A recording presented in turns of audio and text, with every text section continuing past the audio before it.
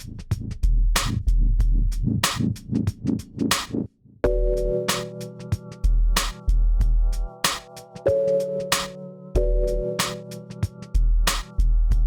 right, so let's talk about the first two episodes of Star Wars: The Bad Batch. Right, this is the latest Star Wars series. In the the ever expanding universe of Star Wars. Um, this is actually a continuation of the Clone Wars series, which, well, to begin, right? Um, I have pretty much avoided up until the release of these two episodes, right? And my reason being, like from the moment I saw the trailer for the Clone Wars back in, like, what, 2008, right? I just did not like the animation. And this is, like, we saw Jendy Tartakovsky's Clone Wars series, right? And we, the 2D version, we dug that, right? Not sure if it holds up now, but we dug it back then, right?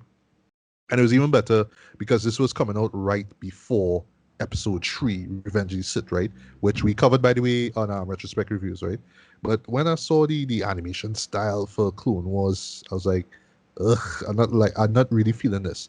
It has this sort of, wooden Yeah. wood carving kind of look Right. to Yeah. the Yeah. faces and the character design and all that, and I just didn't care, right?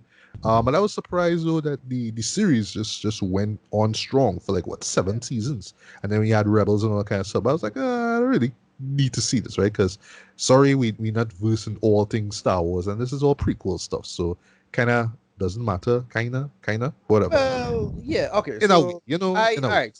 Yeah, I understand where you're coming from. I have been, let's say, at best soft on this kind of prequel saga stuff, especially with respect to Ahsoka Tano, where she come from and why she doing what she doing, and they play the prequel and well, this in this case it's still prequel, but it halfway on the matter.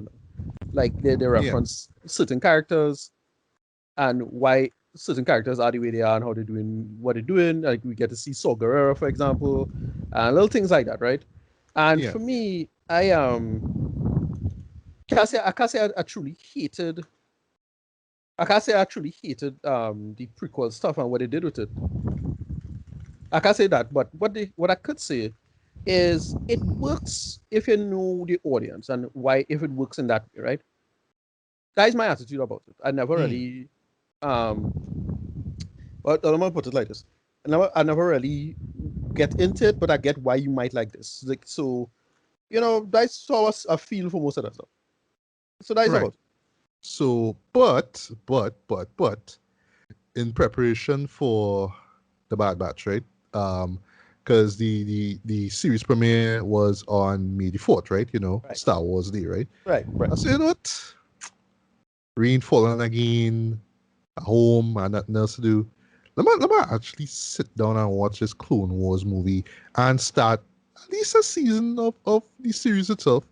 The movie itself, just talking quickly, the movie itself, I see why it is not one of the most appreciated films, right? It really does feel it moves very quickly. It's clearly for the fans. It's clearly a pilot episode for the series, Right. and something that I didn't think I would complain about in a Star Wars film. Too much action, man. It's just like, okay, it's war, right? It's Clone Wars. You literally have the word wars twice in the official title. Let's just have a bunch of war scenes and a bunch of battles and droids being destroyed and stormtroopers and clones and all that kind of stuff. And at a point in time, it's like rolling your eyes, like, ugh. Like, okay, I get action wise it's really solid, but still, it's just a bunch of fighting, just a bunch of shooting, a bunch of lasers and sound effects and all that kind of stuff, right? But I would admit, though, seeing Ahsoka, like, for the first time, was like, okay, this is where it all begins. All right, I could kind of appreciate that. But it's not a show that I would watch again, just mainly because it was just too much action, just for the sake of it, to the point that Right. it just becomes tiresome and boring, right? And then the series, like, just the first season as a whole, I was, like, actually, like, shockingly impressed by it, right? Right. Because it expands the world of Star Wars, really greatly. It gives you some great action as well to the animation style. You get used to after the first Get few used. episodes, though. And it Um, in this it yeah, has improved a lot, especially in this.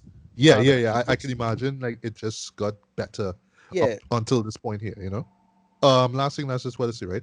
Yeah, you know what I mean. As even though there's a lot of storylines going on, like you think for each season, you know, they would kind of just stick to like a few things. But I really do like the fact that they jump from character to character, so it shows like there's right, things going on and there's a gradual progress of what's going on. So and they really do hint on, and this is what we'll bring up with this show here, that it's a war, like it's a serious war, and there's consequences, and people could die. Like there's nothing, like it's it's fun Star Wars stuff, but no, but still, it's a war, and people die, and people are betrayed, and stuff like that. So right. I like that the show is at least bold enough to let kids know, hey, we are serious about the war thing, eh? Like we're really serious about this. Yeah, yeah, So that scene they is a make it work. show that I will I can't say at the moment that I'll watch the other 6 seasons, but the first season I was like, okay, now I see what the big deal is. I should have jumped on it when it was on Cartoon Network. I believe it was on Friday nights. I should have watched it then, but at the time, like I say, the animation just took me out of it. Yeah, yeah, me too. Yeah, so that's how I always felt about as I said. But well, for this show, um, I can't Well, say. I wouldn't mind if you could just do the synopsis, just briefly about the Synopsis. 2 episodes, or just what the idea of what the show Right. is Okay. about. So the Bad Batch is about this group of clones that are biologically not, like, let's say they're not but they genetically off, right? They did something off with them in some way, shape, or form, and but it make them specialize in some skill or the other, right? And it's, I forget the exact name of the characters, but it's Hunter, Oh yeah, um, it's Hunter, Wrecker, Wrecker, right? Tech, Tech, Crosshair, and Crosshair, Echo. right? And so Yeah, all of them, like, so it's some level Ninja Turtle stuff, like no, for real. But yeah, but well, Echo I think is the one who kind of is the outsider one, because he was a character from Clone Wars apparently, and Yeah, so I've heard, and I would actually love to see that episode or right, and then episodes where he was. he got almost killed. He was repaired. He have the same weird reverse Jody visor thing on the back of his head, like that guy in like that guy in Empire Strikes Back. Right, And right, right. I forget his name. Like, I don't know Star Wars news, but so basically, this group with all them specialized, and they tend to do better than normal clones on average. But they it made them also resistant to the inhibitor chip. So the inhibitor chip is in their heads, but they were resistant to the Order 66 thing. So we get to see a character from Star Wars Rebels in this as a young kid. We get to see him as a young Padawan, and that Oh, character, he was in Rebels. Okay, he was in okay. Rebels, right? I, I I thought it was his master was somehow in the older series. No, I didn't think it was a kid. Okay, okay. Yeah, so that little kid who got away, he's in Rebels. We get to see that play out. So they just do a little branching thing, and then basically we get to see basically, well, them having to survive after Order 66 and what going on, and that's pretty much it. It's catching people, setting this up, and then, well, the last character that's set up and is actually, to me, potentially the most interesting character, which is Omega. Right, I'm not sure what they're doing with her, but it's a female clone of Yes. the other clone. So she obviously she have this incredibly thick New Zealander accent for the voice actress. Yeah, boy. Uh, It's how she say tech. She say tick. Thick, yeah, It's funny how she says tech. yeah, things like that, right? And she basically, that is what happened going forward, right? She They come together. They have to escape the what is the Camino base? That was on Camino. That was in episode 2.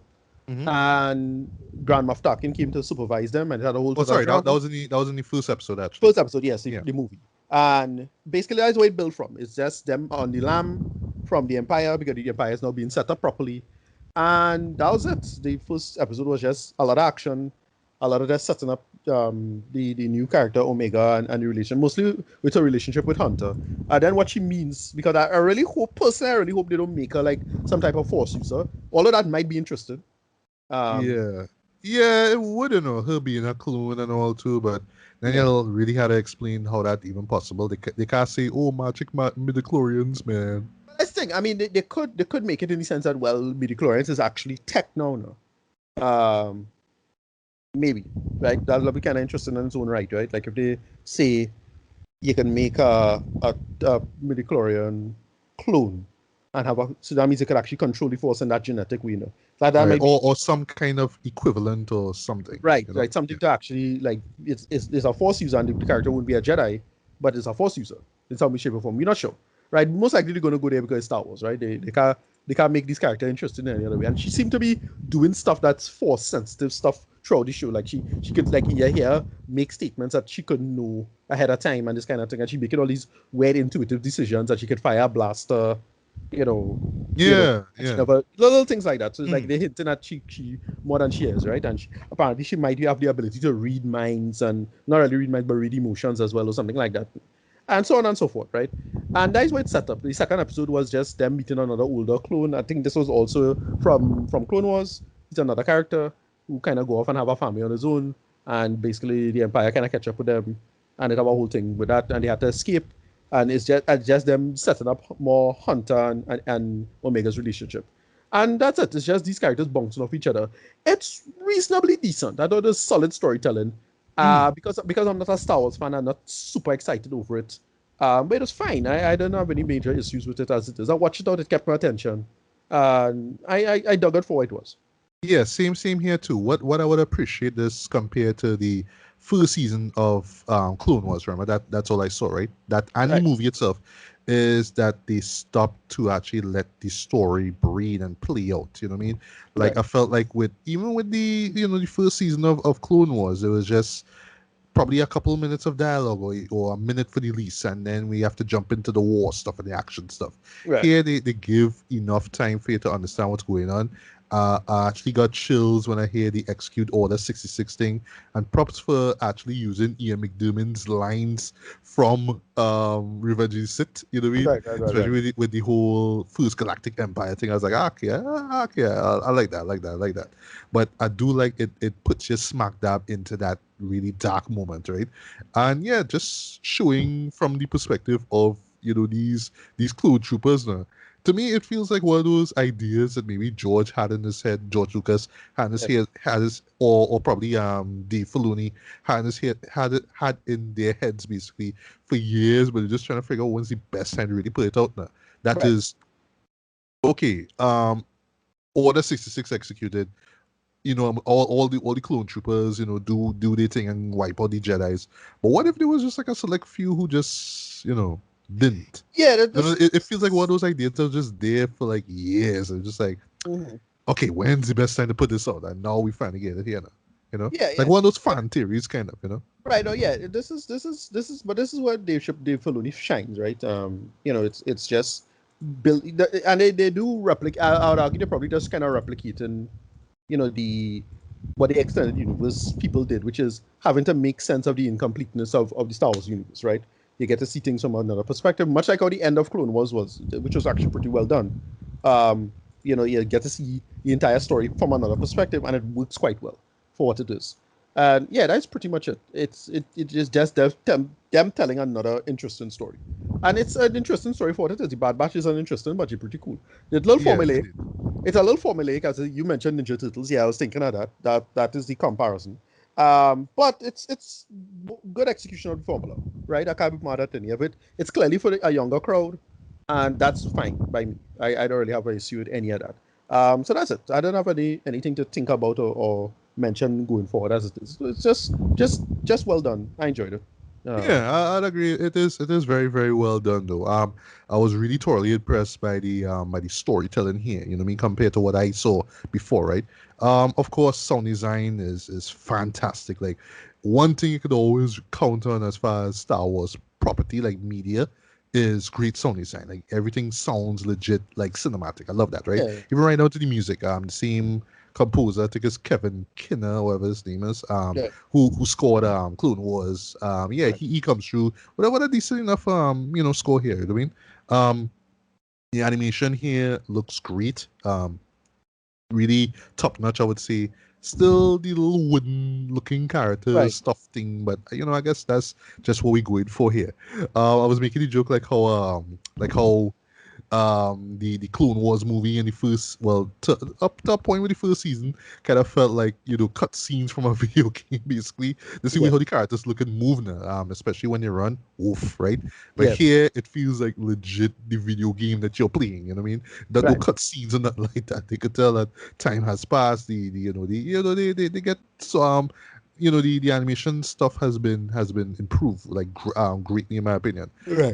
The voice acting is superb. Again, D. Bradley Baker is a goddamn legend right now, Dred. Yeah, I yeah, don't know how or the decision for him to sign up and say, "Hey, I'm gonna be voicing pretty much every clone trooper in this entire series." But yeah. here, R.I.P. to this guy's truther. yeah, boy, my god.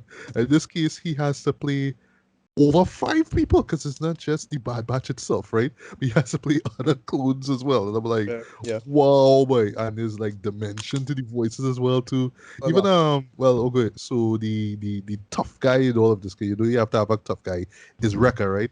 Right. Yes, he is the comic relief, and sometimes he's dropped some goofy lines and all that. He has to be tough, and he wants to fight because he's Wrecker, right?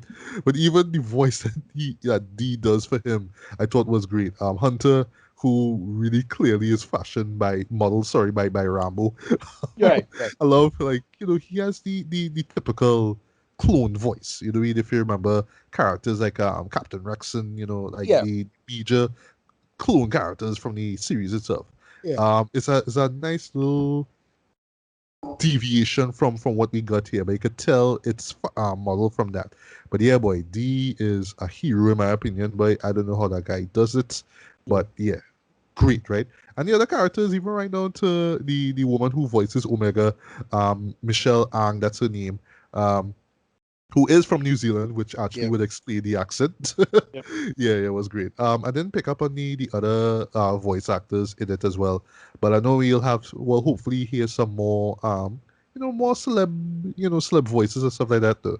I was surprised to hear the narrator, Tom Kane return. You know what I mean? Like Right. the Senate is in danger, and Right. the forces are attacking. You know what I mean? I like that they keep in with the Clone War stuff. Like it's not gonna be crawling texts and all that kind of stuff. We're gonna make it feel like you're watching some World War II, broadcast or something like that, right? So it works there. And as far as the storytelling goes and where it's going, I like that they're taking the time here. We're getting 16 episodes here, so we only got two so far. But while I'm not like overly excited to see what happens next, we will for sure. I will for sure definitely. Review the whole season once it wraps up. I can't say at the moment if I'm going to watch all the other seasons of Clone Wars before jumping back into this, but I don't think I need to though. But here's the thing: before we wrap up, I'm a little worried though that they're gonna do certain callbacks to that show, and I'll probably understand way more. Even if they hinted, even if they suggested, that I have to watch a series though the Clone Wars to understand it. You know what I mean? Like Right. the character progression here and all that kind of stuff, and it would make much more sense if you watch the Clone Wars, right? And I think that to me will be the issue going forward for non Star Trek. Sorry, Star Trek. Oops.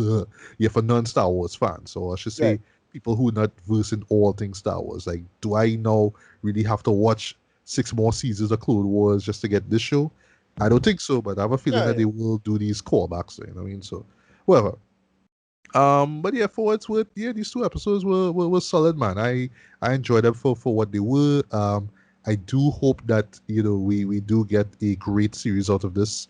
Because Disney Plus putting out the hits, man. You know what I mean? And I want this to be a hit as well, not just just a normal Star Wars show that Star Wars fans can enjoy, and you might like it too. I want this thing to be great, but I like that it's taking its time and it's slowly building up, and I hope that it does build to something great. You know what I mean? Good at least, if not great. Yeah, no, I agree with you. Nothing worth talking about really. I dug it for what it was. I can't be mad at any of it. Yeah, it was just solid. Yeah, indeed. Hey, this is Matthew Bailey, and I hope you've enjoyed this segment of the BS Beats and Bailey podcast. If you'd like to hear the full episode, hit up my link tree. On the other side of my head are 2 videos you can check out. Like this video if you like it, feel free to subscribe and hit the bell as well. Thanks for listening, and until the next one, take care, peace.